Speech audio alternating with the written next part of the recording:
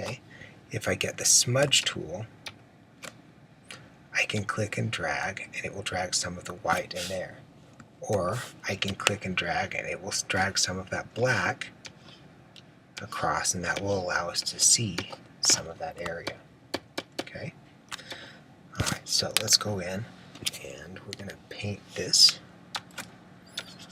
back to black, actually, so we can see all of it. We're going to turn this on. Now we have this soft edge right here.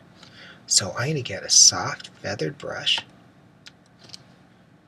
and paint black right along the edge of that. And you'll see, let's do this. We've got this hard edge right in here in our mask. It's all white so we can see everything. Now I'm going to go in and paint just a soft bit of black right along there. Now you can see that coming in here. You can also see a little bit of the burned area, or that damaged area behind it. We can fix that in a moment, and I'll show you how. But what it has done is it's given us sort of this soft edge and allowed these to blend in a little bit better, like that. Okay, now what I'm going to do here is I'm actually going to change the opacity of this layer. Right now it's normal, 100% opacity.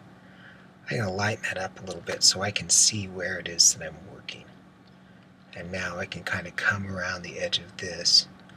That way I know I'm painting around the outside of this and softening the edge, but I'm not going to be able to, when this opacity is back at 100, we've lost that. Now, if I want to get rid of some, you'll see some of this, I accidentally masked out too much, and so we're seeing some of the damage in there.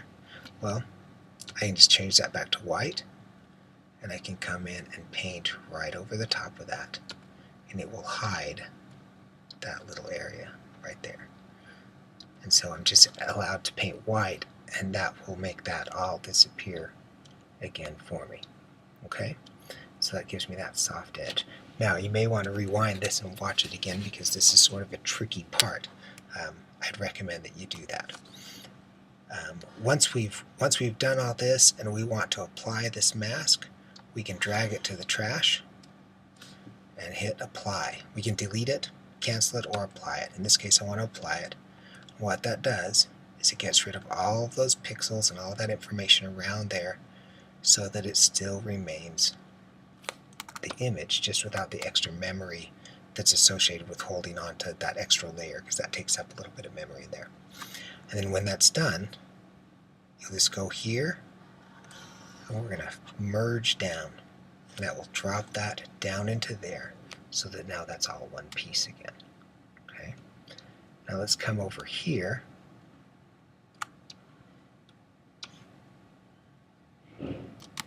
Alright, now let's come over to this area here. We're going to fix some of this. What we've got to do in this case is go in, and probably the best solution here is to clone those out again. So we'll get our textured brush. I'm going to just click, and in this case I'm going to just keep clicking with my mouse. Click, click, click. If I click and drag, I'm going to get lines. What I want to do, because I'm using a textured brush, is I'm going to sample an area, and then if I click, it will give me, see how we get that texture in there? We want to maintain the integrity of that texture, and so by clicking, it will just continue to add that texture within that area. And then it will still feel like a real tree. Even here, if we go over here, if we click like that, it's adding it over the sky, so it's blending in a little bit with the sky. Okay. If we do it with a soft feathered brush, the problem that we're going to get is this. And I'm gonna zoom in close so you can see, and I'm going to use this as my example. Okay. I'm going to select that, and I'm going to clone right there. Now you'll notice it clones it all right in the middle because we've got a brush that's hard in the middle that gradually fades off to nothing. Well, in this case, it's going to give us the full image, but then it's going to gradually fade off to nothing. And as we keep cloning over the top of areas like this, especially with texture, what it ends up looking like is old 70s shag carpet that's matted down. We lose all the quality of the texture that we had in there. So we want to stick with the textured brush. Now, you can see that with the texture here, it was a little bit hard, so we can get our blur tool, and we can come in and just soften that a little bit in here. And that will allow us to kind of make that blend in a little better and seem a little more realistic. Okay? So now I want you to get your mask, or get your clone tool. Make sure you're on a textured brush. And you can come in this area right in here and start to clone all of that out.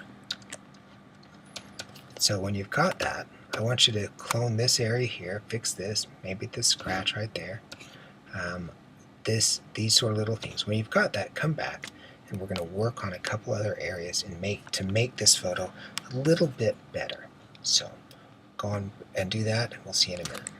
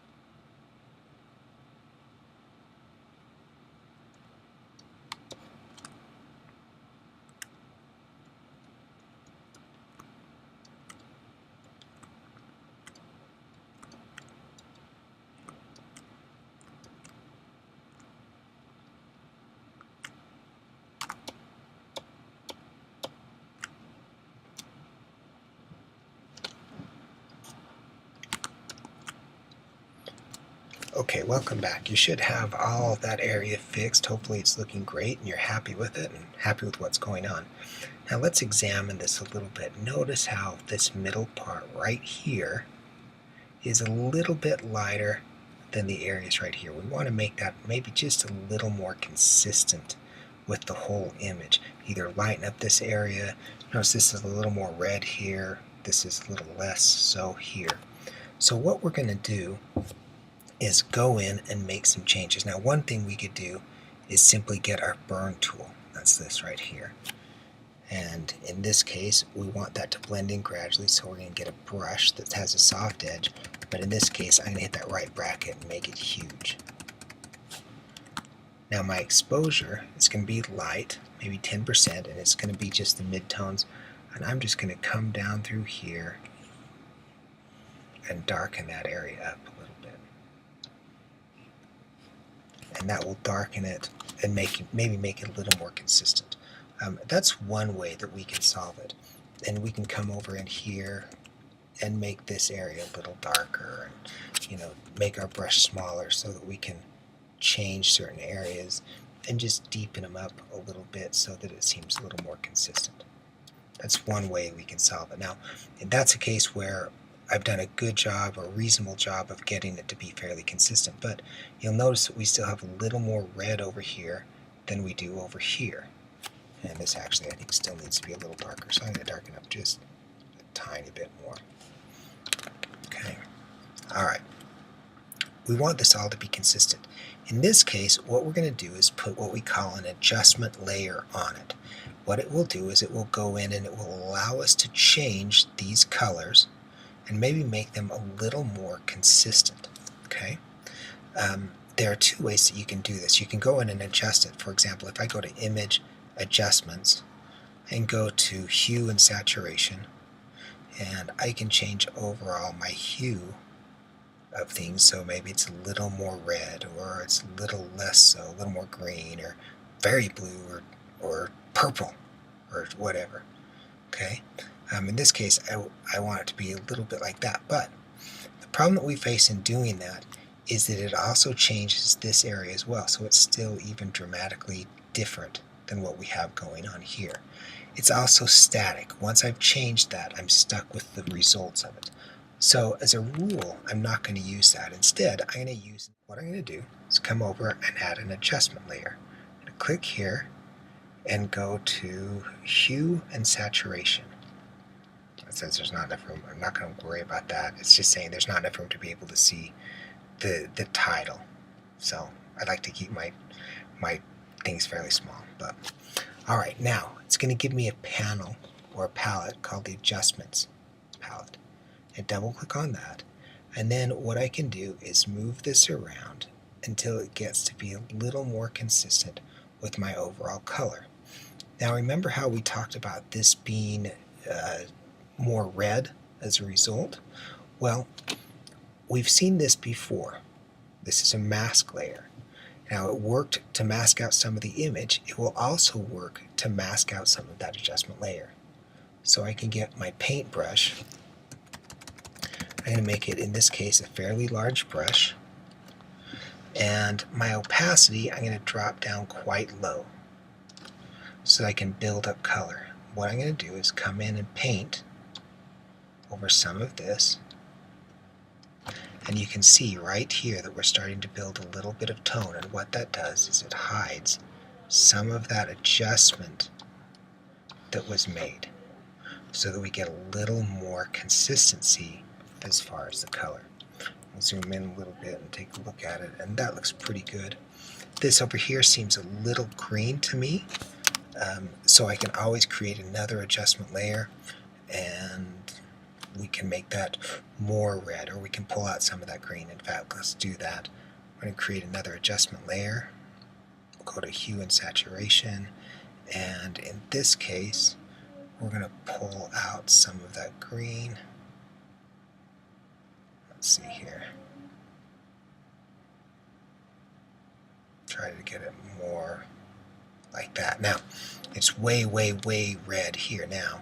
So we'll go in and we'll adjust this. Now, this affects every layer below it. So we've got to come in and paint out some of this so that our colors, and we can paint it at 100%. And it will mask out a ton of that. You'll see we've got all this here. Now I'm going to change this opacity back down fairly light. I can sort of blend this in a little more gradually, and that will help me overall.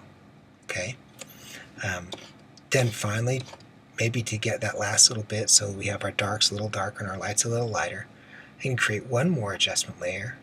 In this case, I'm going to go to my levels, and I'm going to push my darks just a little bit darker. This represents a histogram of all of our image.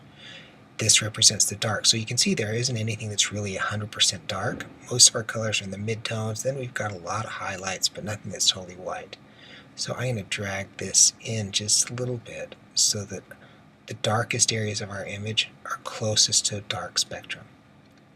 And I can drag this around, and I can adjust things a little bit, adjust my highlights just a little bit so that I get a little more consistency in the colors, and I can make it a little bit darker. Okay? So that's how we can go in and reproduce or fix an image. And that has to do with your first assignment. Okay, or with your first Photoshop assignment. You're going to have to go in and fix an old photo. Now I want you to look at your syllabus, and I'm also going to post another video about how to go ahead and solve this assignment in an appropriate fashion. So good luck, and watch the next video, and we'll talk soon.